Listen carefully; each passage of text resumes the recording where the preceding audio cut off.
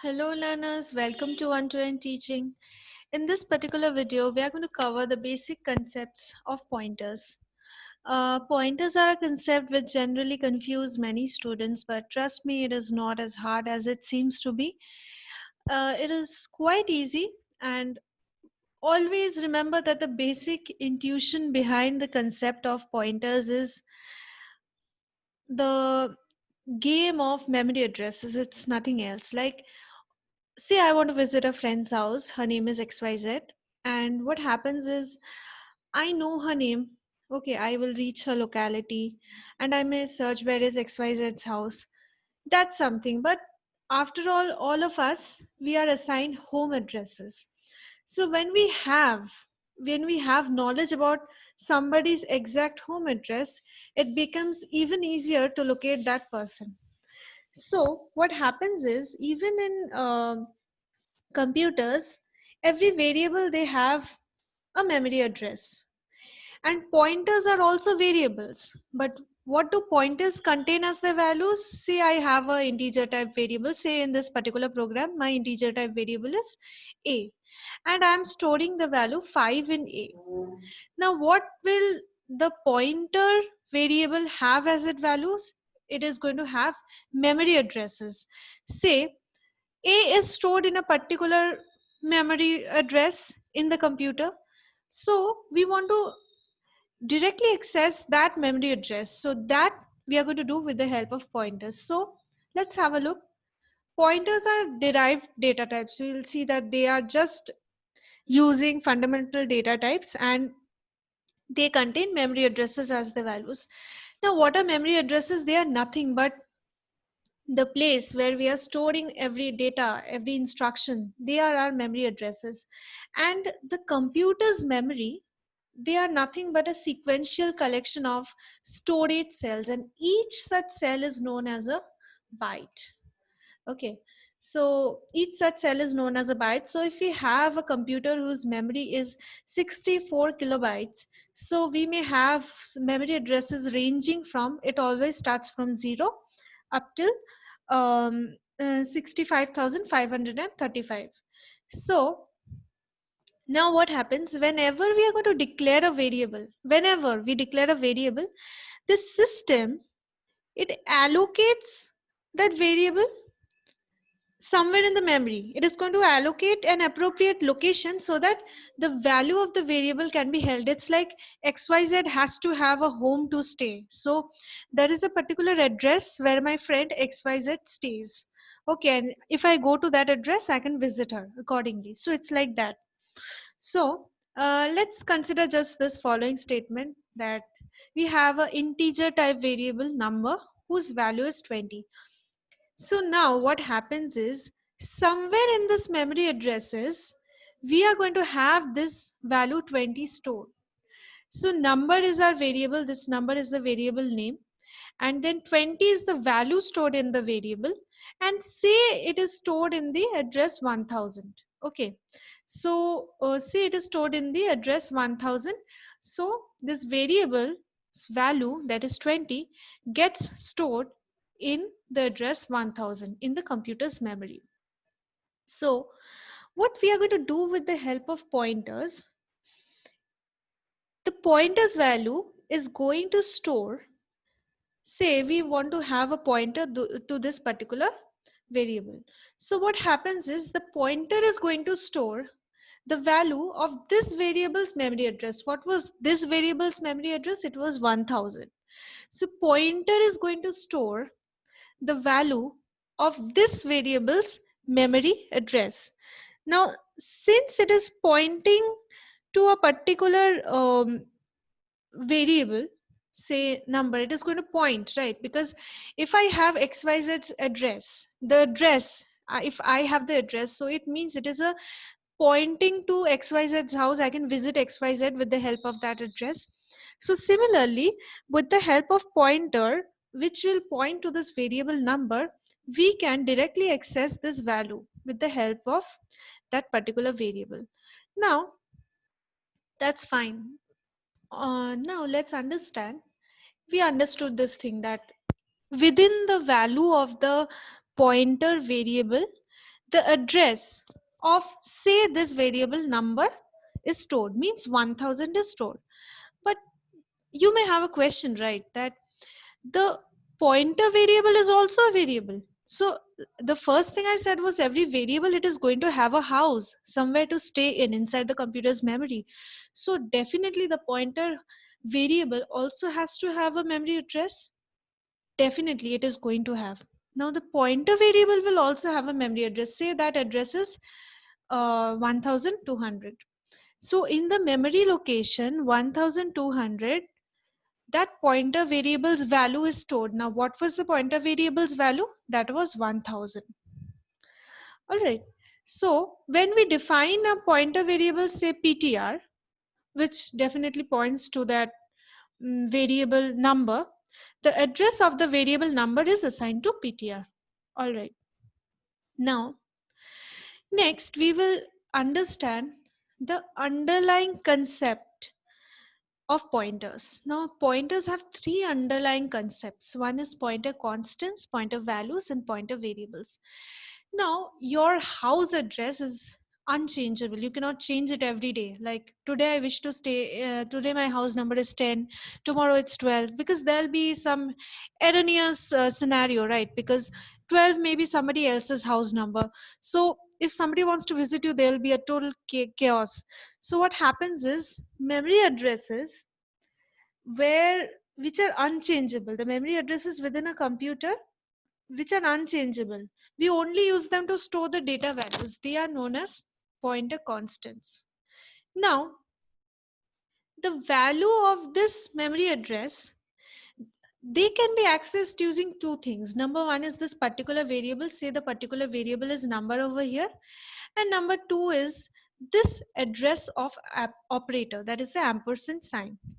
So, and this value of the memory address of this particular variable, which will be accessed using this address of operator, this is known as pointer value. We will come to our sample code where we will understand how address of, it is just as the name suggests, it is just storing the address of that particular variable, nothing else.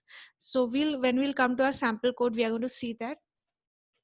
And this particular pointer value, okay, this can also be stored in another variable. Now that is nothing but your pointer variable. All right. Now next concept is the pointer variable declaration. Here we can see, here PTR is a pointer variable. First we are having the data type, then we are having the pointer name, and here we see there is a sign called the asterisk sign, and it has a particular name. We'll come to that name later on.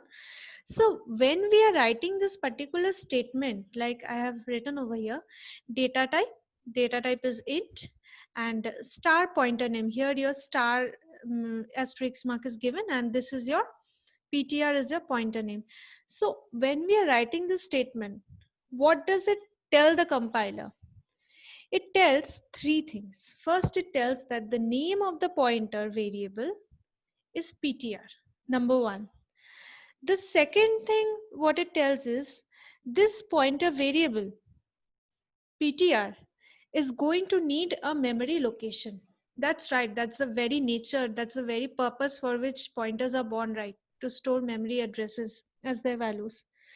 Thirdly, this is the type of the variable to which the pointer points. Now um, it's very common to confuse that this type, say int, it is going to refer to the type of value of the pointer. Like when we write int a, we may think that a is a variable of the data type int. Now this int over here, it is not going to show the type of the value of the pointer. What it shows, that is the data type of the variable which is being pointed to by the pointer PTR. So this is a very important point to remember.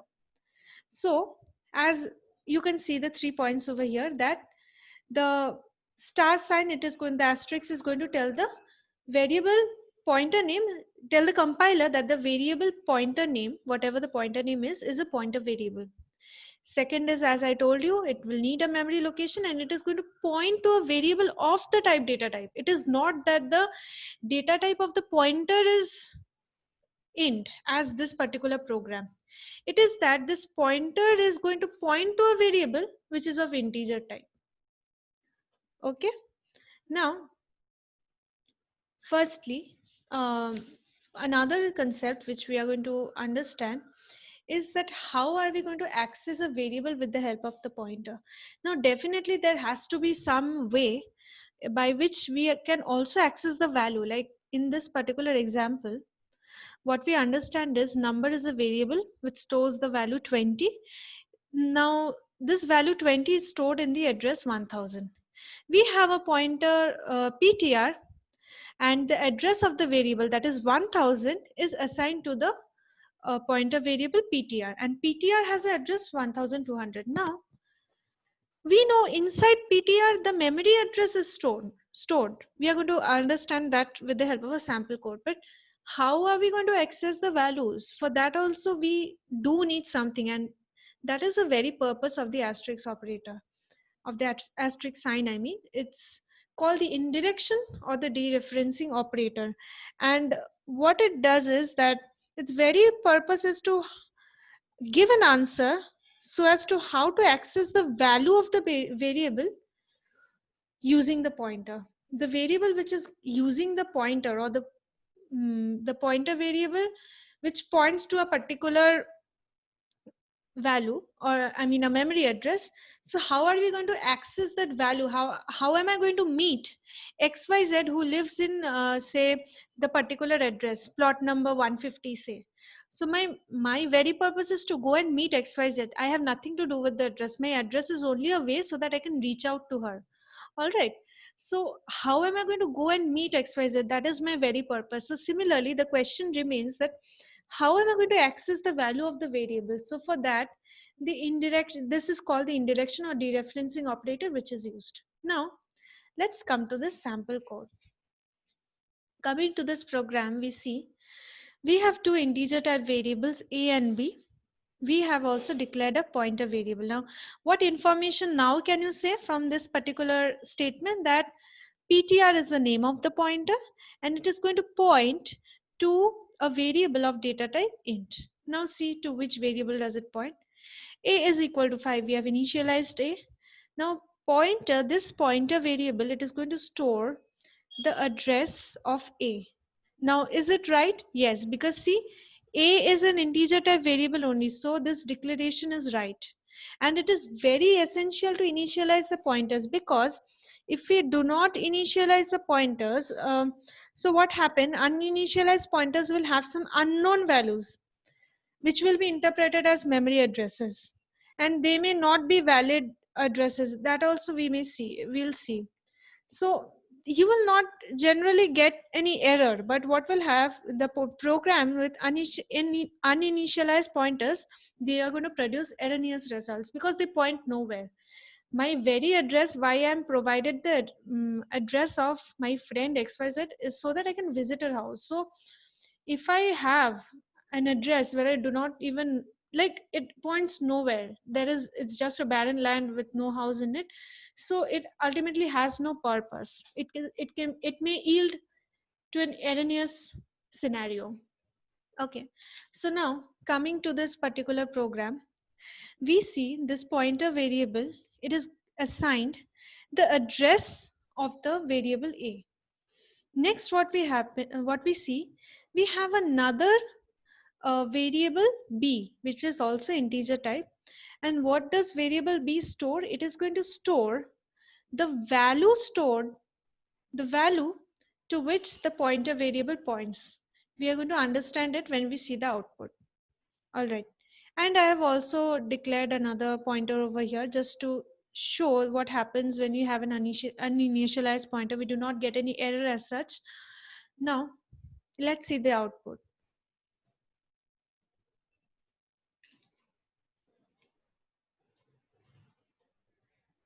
All right. Now, firstly, what I have done is I have printed value of a is 5. That is printed accordingly. All right. Next, what happens? A is stored at address percentage A. I told you this is the address of operator. So what happens? The value of A, 5, is stored at address. There is an address at which this value, particular value is stored. So we get that particular address. Next, what we do, asterisk asterisk ampersand A is stored at address ampersand A. We already know what does ampersand A store. Ampersand A is storing your address of the variable A. Now, what is the use of asterisk ampersand A? Ampersand A, say what was ampersand A? Ampersand A was nothing but your pointer. It is having the address. And pointer to that address is nothing but your value. So look over here, it is 5 is stored at address this. Means ampersand A is nothing but your address, and asterisk or the applying the indirection operator before this entire thing is giving you nothing but the value itself.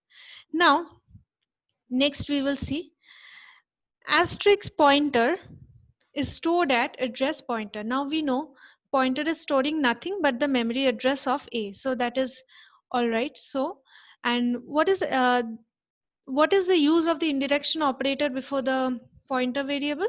That is the value which is stored at that particular memory address is returned. So that's what is happening. 5 is stored at the particular address. All right.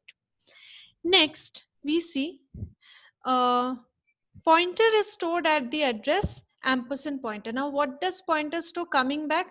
Pointer is storing nothing. Pointer is storing the memory address of this variable A.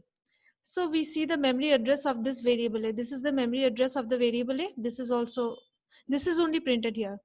Now what we are targeting is that we are going to find out the address of the pointer variable. Coming to that concept, that pointer is also a variable. It also has to have an address. So the address where this pointer variable is stored, where it is sitting and it is holding this value of the memory address of A, that is being printed. See, this is a different memory address. Last but not the least, what we are having is B is stored at address ampersand B. Now what was B? B is nothing but the indirection operator applied before the pointer variable. It means nothing. What was asterisk pointer? It is 5 because the indirection operator is used to get the value stored in that particular memory address. So 5 is stored at address this. Now what is ampersand B? B is also a variable. So definitely it also will have a different address. It is also a different individual. A is a different individual. PTR is a different individual. No matter to where it points or whatever it is, they will have different houses to stay in. So B is having a different address. All right. Now what happens? Now I am just changing the I'm using the indirection operator. Now, this is a proof that when we are using indirection operator before a pointer variable pointing to a corresponding variable, the value of the corresponding variable will change. So what we are doing, we are going to use the indirection operator. Whom does PTR point to? PTR points to the memory address of A. And when we are using the indirection operator before PTR, what happens? We are pointing to the value stored in the memory address. So the value of A gets changed. So now A is 10. That is what is printed accordingly. Now, this is just to show you that uninitialized pointers, they generally don't give any error, but there is some, what it gives rise to is just erroneous result. Like, because it points to nowhere, although you will not get any error. So let's see. See, it's just giving a random number, say 1. Okay, so this was the very basic concept of pointers. This was a long video because pointers are such concepts which require students to understand, to go through the exact meticulous details and understand all of it. So definitely stay tuned to our channel. Do not forget to subscribe. And please remember to check our other playlists, because even there we are having 3 playlists. So our other contributors also are doing a lot for this channel. So definitely just remember to like, share, and subscribe. Stay tuned and bye bye.